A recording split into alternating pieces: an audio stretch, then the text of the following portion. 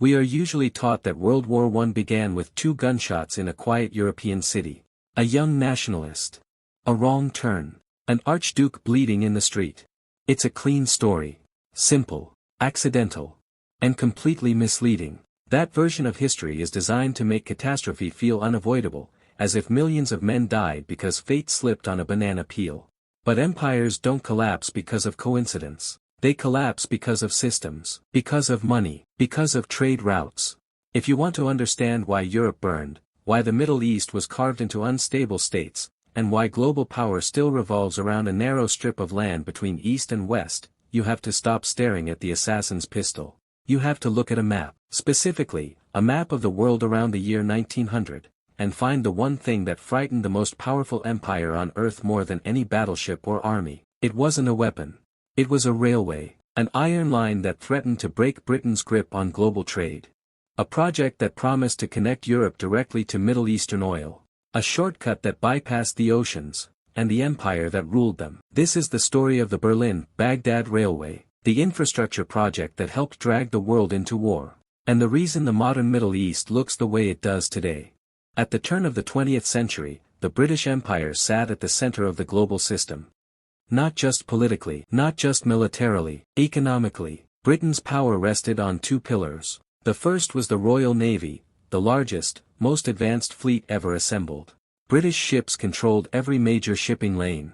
Nothing moved across the oceans without London knowing about it. The second pillar was geography, or more specifically, the Suez Canal.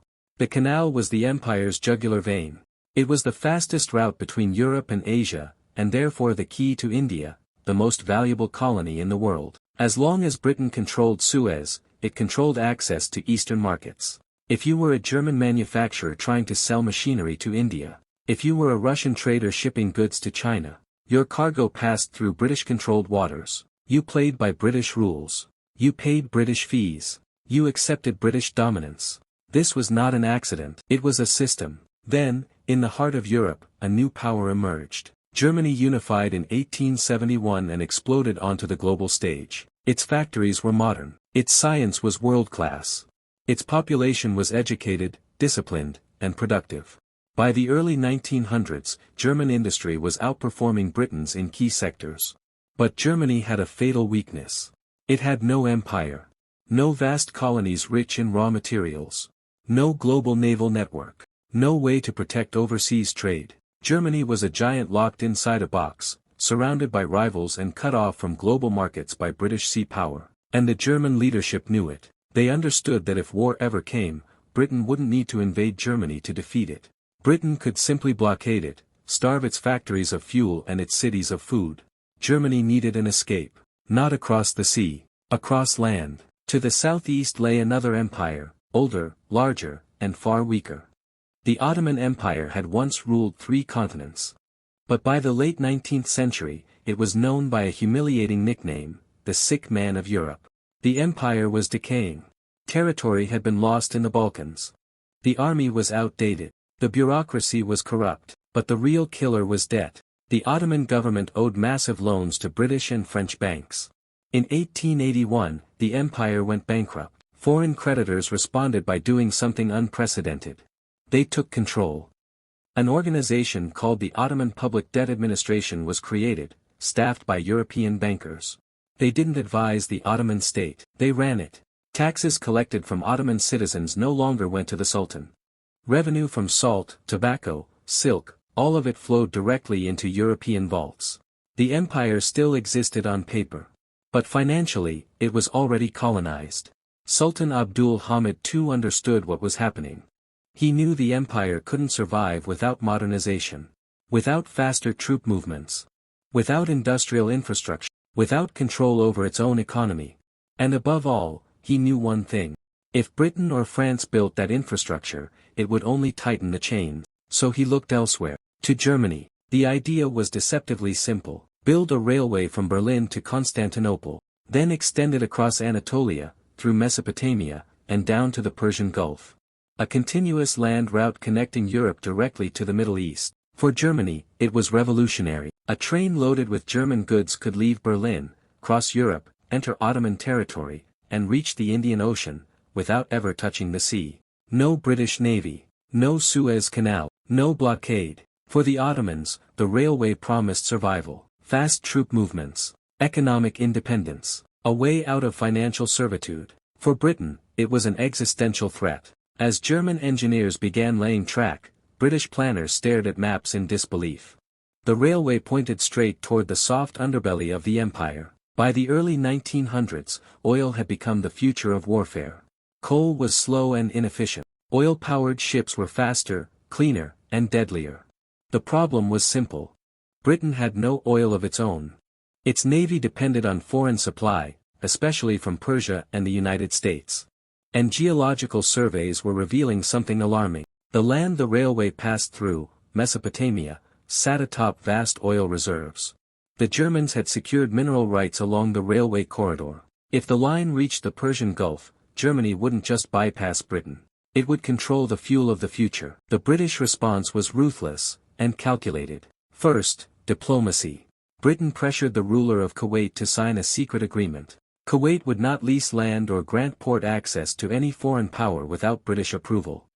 This single move effectively blocked the railway from reaching the sea, a line to nowhere. Then came propaganda. British newspapers portrayed the Ottoman Empire as barbaric and corrupt. German involvement was framed as sinister imperialism. The railway was no longer trade infrastructure. It was a weapon. Finally, finance. London, the financial heart of the world, refused to allow British capital to touch the project. Investors were warned off. Credit was restricted. But Germany pushed forward anyway. By 1914, the tracks had reached deep into southern Turkey. The nightmare was becoming real. When war finally erupted in Europe, it wasn't just alliances and pride at stake. It was the future of global trade. The British military didn't look east toward Berlin first. It looked south, to the Middle East. British forces landed in Mesopotamia under the pretext of protecting oil facilities. Their real mission was clear: secure the corridor, secure the oil, destroy the railway. The fighting was brutal. While Europe drowned in mud, soldiers in the desert died of heat and disease. The Ottomans fought hard, and sometimes brilliantly. But they were strangled by logistics. The railway was unfinished. Supplies had to be unloaded, hauled by camel over mountain passes, then reloaded. The bottlenecks were fatal. The line meant to save the empire became its weakness. Even before the war ended, Britain and France began planning the aftermath. In secret rooms, diplomats drew lines across the Middle East, ignoring tribes, religion, and history. If you examine those lines closely, a pattern emerges. They follow oil fields, ports, rail corridors. The map was not designed to create nations. It was designed to stop a train. The Ottomans were promised survival. The Arabs were promised independence. Both were betrayed. The railway was sabotaged. Revolts were encouraged. And when the war ended, the empire was dismantled. The Sultan was deposed. The Caliphate abolished.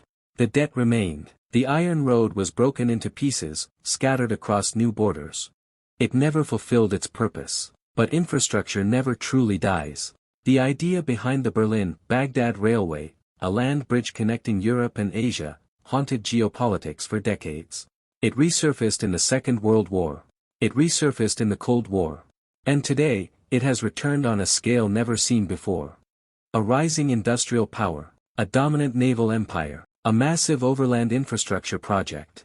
History doesn't repeat. It rhymes. Today, China occupies the role Germany once did, an industrial giant, dependent on maritime trade, vulnerable to naval blockades.